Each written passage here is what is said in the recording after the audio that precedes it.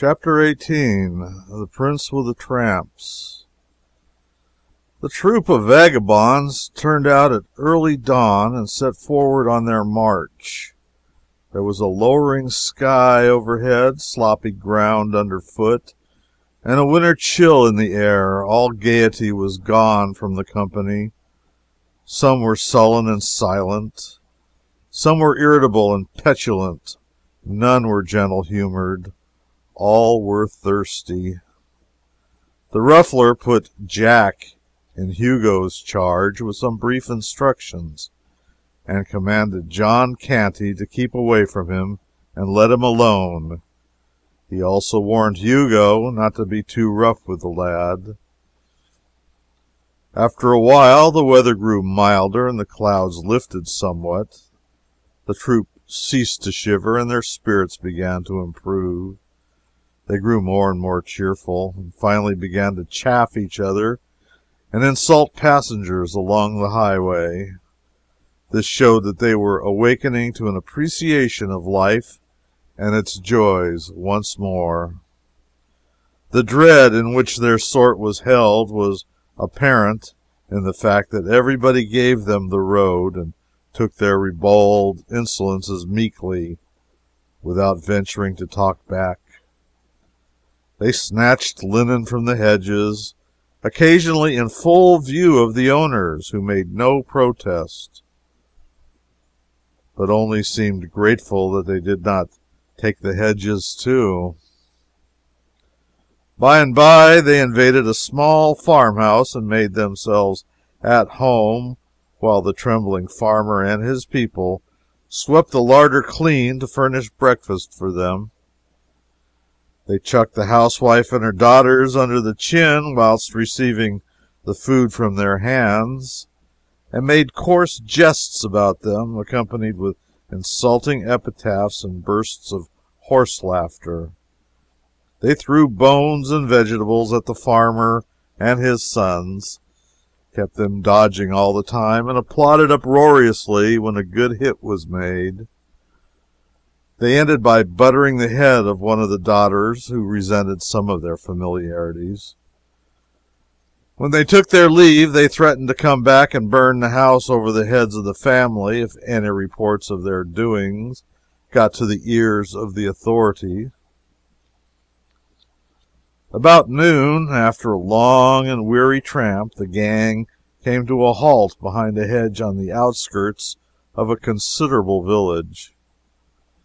An hour was allowed for rest, then the crew scattered themselves abroad to enter the village at different points to ply their various trades. Jack was sent with Hugo. They wandered hither and thither for some time, Hugo watching for opportunities to do a stroke of business, but finding none, so he finally said, "I see naught to steal. It is a paltry place, wherefore we will beg. We, forsooth, follow thy trade. It befits thee. But I will not beg." "Thou'lt not beg!" exclaimed Hugo, eyeing the king with some surprise. "Prieth, since when hast thou reformed?" "What dost thou mean?" "Mean? Hast thou not begged the streets of London all thy life?" "I? Thou idiot! Spare thy compliments, thy stock will last longer. Thy father says thou hast begged all thy days. Mayhap he lied. Peradventure you will even make so bold as to say he lied," scoffed Hugo. "Him you call my father? Yes, he lied. Come, play not thy merry game of thy madman so far, mate. Use it for thy amusement, not thy hurt. And I tell him this, he will scorch thee finely for it. Save thyself the trouble, I will tell him."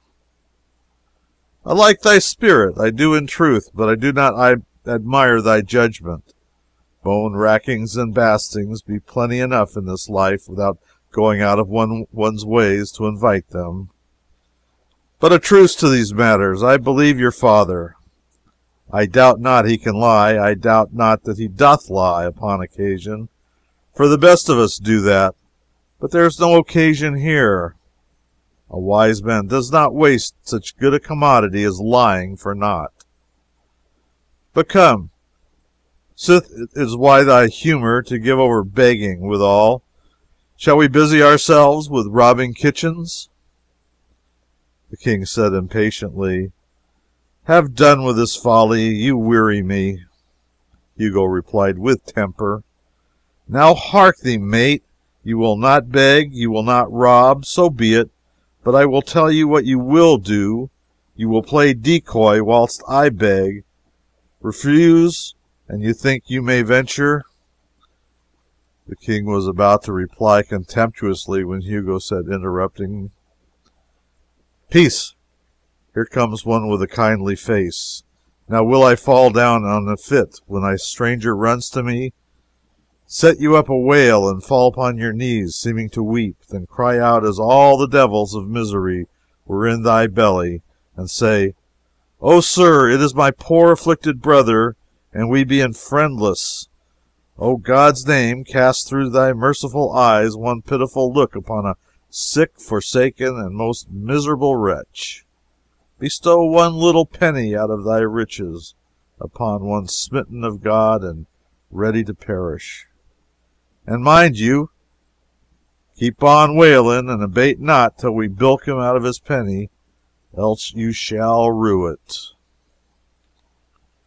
Then immediately Hugo began to moan and groan and roll his eyes and reel and totter about, and when the stranger was close at hand, down he sprawled before him with a shriek and began to writhe and wallow in the dirt in seeming agony. Oh dear, cried the benevolent stranger, oh poor soul, how he doth suffer. There, let me help thee up. O noble sir, forbear, and God love you for a princely gentleman, but it giveth me cruel pain to touch me when I am taken so. My brother there will tell your worship how I am racked with anguish when these fits be upon me. A penny, dear sir, a penny, to buy a little food, then leave me to my sorrows. A penny, thou shalt have 3, thou hapless creature. And he fumbled in his pocket with nervous haste, and got them out. There, poor lad, take them, and most welcome. Now come hither, my boy, and help me carry thy stricken brother to yon house, where— I am not his brother, said the king, interrupting. What? Not his brother? Oh, hear me, groaned Hugo, then privately ground his teeth. He denies his own brother, and he with 1 foot in the grave. Boy, thou art indeed a hard of heart, if this is thy brother. For shame! And he scarce able to move hand or foot. If he is not thy brother, who is he then? A beggar and a thief. He has got your money and has picked your pocket likewise. And thou wouldst do a healing miracle, lay thy staff over his shoulders, and trust Providence for the rest. But Hugo did not tarry for the miracle. In a moment he was up and off, like the wind, the gentleman following after and raising the hue and cry lustily as he went. The king, breathing deep gratitude to heaven for his own release, fled in the opposite direction, and did not slacken his pace until he was out of harm's reach. He took the first road that offered, and soon put the village behind him. He hurried along as briskly as he could during several hours, keeping a nervous watch over his shoulder for pursuit, but his fears left him at last, and a grateful sense of security took their place. He recognized now that he was hungry and also very tired, so he halted at a farmhouse. But when he was about to speak, he was cut short and driven rudely away. His clothes were against him. He wandered on, wounded and indignant, and was resolved to put himself in the way of like treatment no more. But hunger is pride's master, so as the evening drew near, he made an attempt at another farmhouse. But here he fared worse than before, for he was called hard names and was promised arrest as a vagrant, except he moved on promptly. The night came on, chilly and overcast, and still footsore monarch labored slowly on. He was obliged to keep moving, for every time he sat down to rest, he was soon penetrated to the bone with the cold. All his sensations and experiences as he moved through the solemn gloom and the empty vastness of the night were new and strange to him. At intervals he heard voices approach, pass by, and fade into silence, and as he saw nothing more of their bodies they belonged to than a sort of formless, drifting blur, there was something spectral and uncanny about it all that made him shudder. Occasionally he caught the twinkle of a light, always far away, apparently almost in another world. If he heard the twinkle of a sheep's bell, it was vague and distant, indistinct, and muffled lowing of the herds floated to him on the night wind as vanishing cadences. A mournful sound, now and then, came the complaining howl of a dog over a viewless expanse of field and forest. All sounds were remote.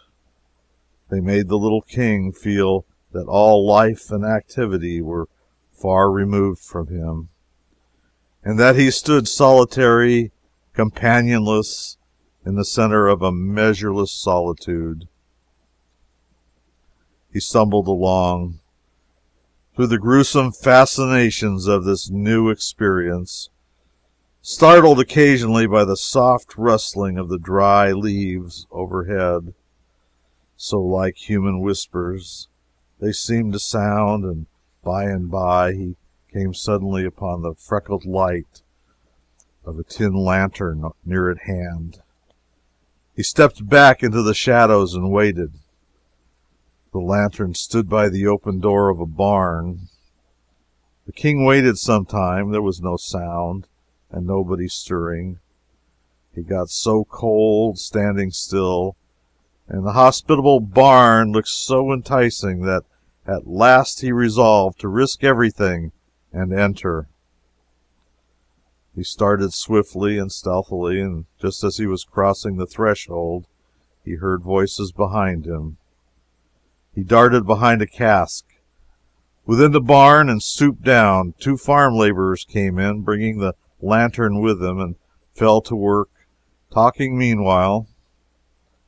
Whilst they moved about with the light, the king made good use of his eyes and took the bearings of what seemed to be a good-sized stall at the further end of the place, proposing to grope his way to it where he should be left to himself. He also noted the position of a pile of horse blankets midway of the route, with the intent to levy upon those for the service of the crown of England one night.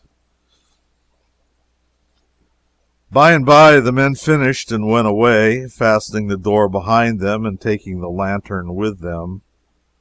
The shivering king made for the blankets with as good speed as darkness would allow, gathered them up, and then groped his way safely to the stall. Of two of the blankets he made a bed, then covered himself with the remaining two. He was a glad monarch now, though the blankets were old and thin and not quite warm enough, and besides gave out a pungent, horsey odor that was almost suffocatingly powerful. Although the king was hungry and chilly, he was also so tired and so drowsy that these latter influences soon began to get the advantage of the former, and he presently dozed off into a state of semi-consciousness. Then, just as he was on the point of losing himself wholly, he distinctly felt something touch him. He was broad awake in a moment and gasping for breath. The cold horror of that mysterious touch in the dark almost made his heart stand still. He lay motionless and listened. scarcely breathing, but nothing stirred, and there was no sound.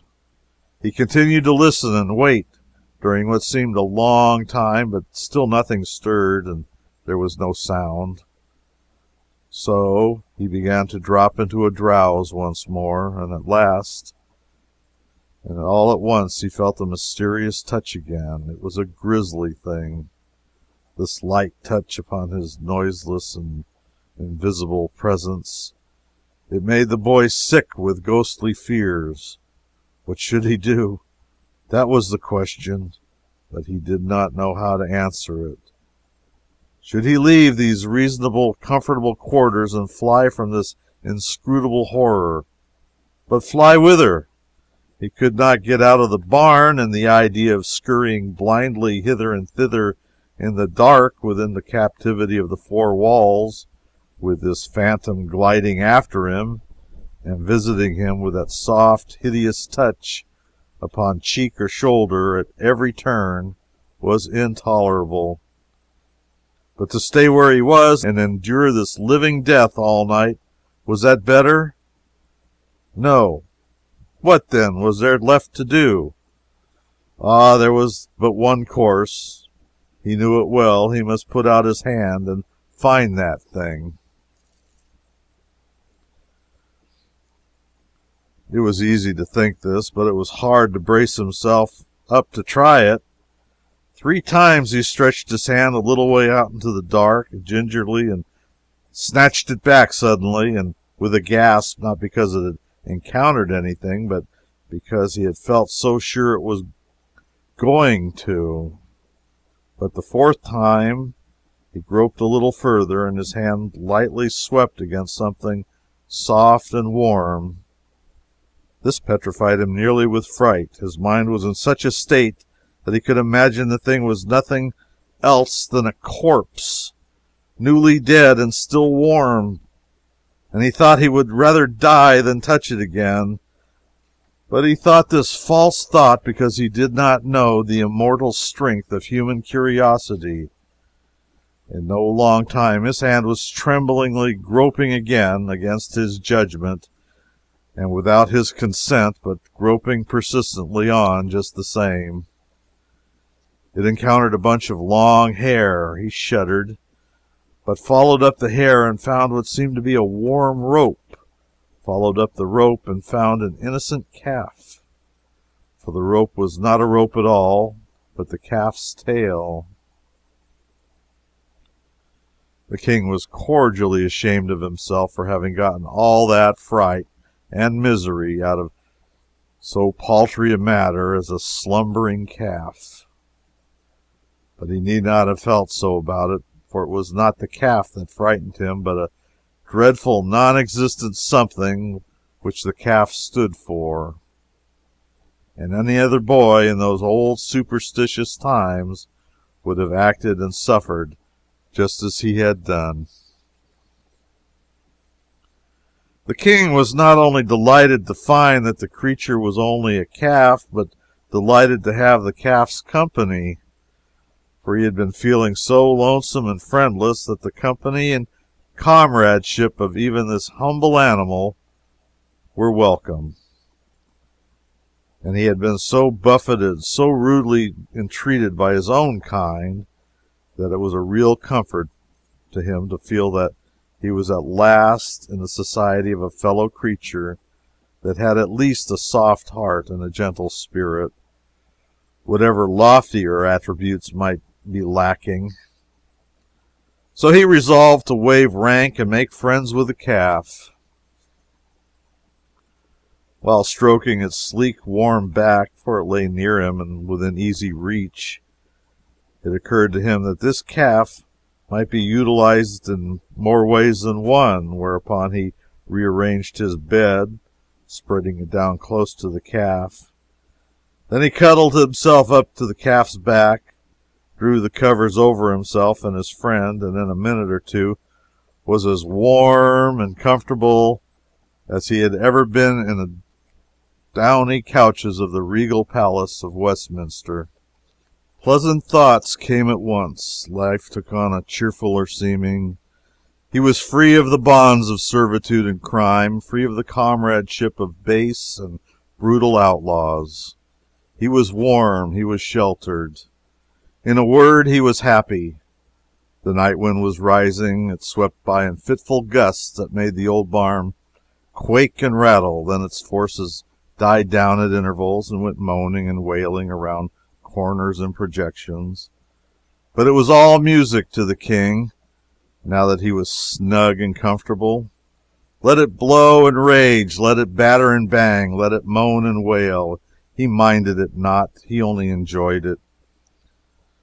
He merely snuggled the closer to his friend in a luxury of warm contentment and drifted blissfully out of consciousness into a deep and dreamless sleep that was full of serenity and peace. The distant dogs howled, the melancholy kine complained, and the winds went on raging, whilst furious sheets of rain drove along the roof. But the majesty of England slept on undisturbed, and the calf did the same, it being a simple creature and not easily troubled by storms or embarrassed by sleeping with a king.